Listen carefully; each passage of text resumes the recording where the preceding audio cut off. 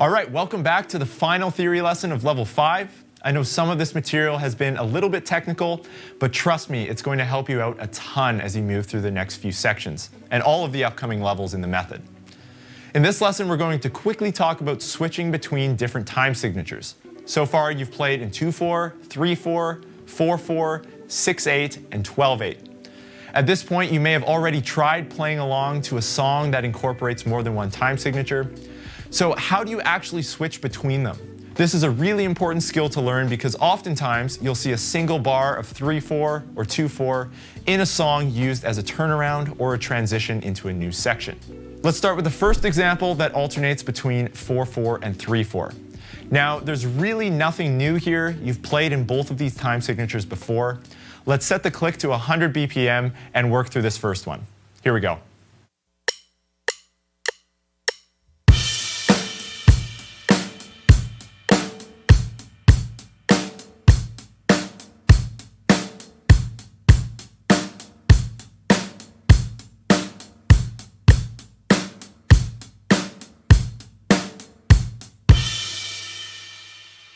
So as you heard there, one bar of a 4/4 groove followed by one bar of a 3/4 groove.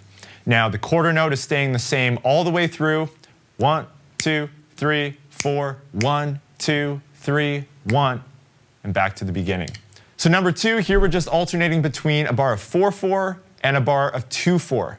Let's try this one with a metronome at 100 BPM.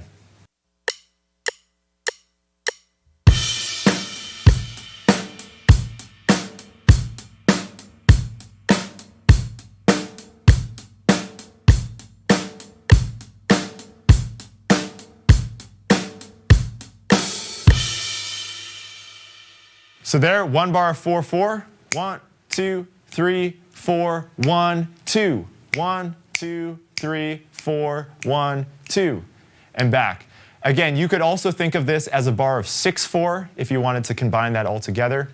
But this is something that you'll see often in tunes ranging from old Motown tunes up to modern rock tunes. So a great example to practice as well. So example 3, we're going to be switching between 4/4 and 6/8.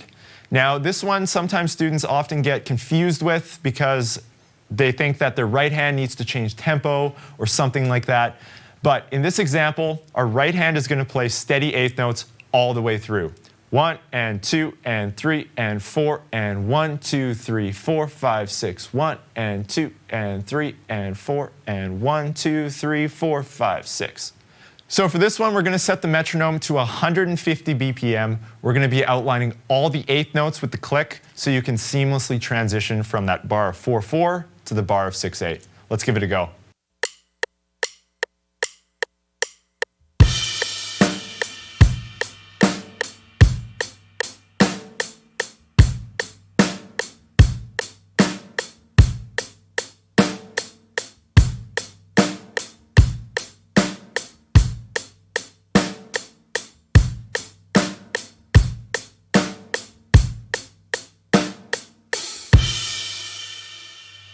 All right, so those are just a few examples of how you can switch between different time signatures.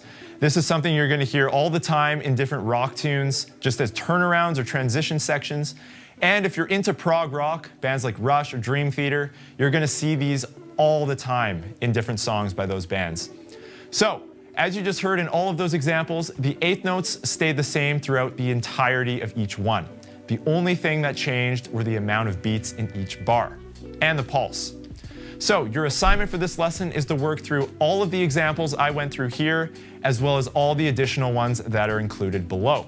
Don't worry too much about how fast you can play these. Focus on being able to play them in time and transition between each time signature seamlessly.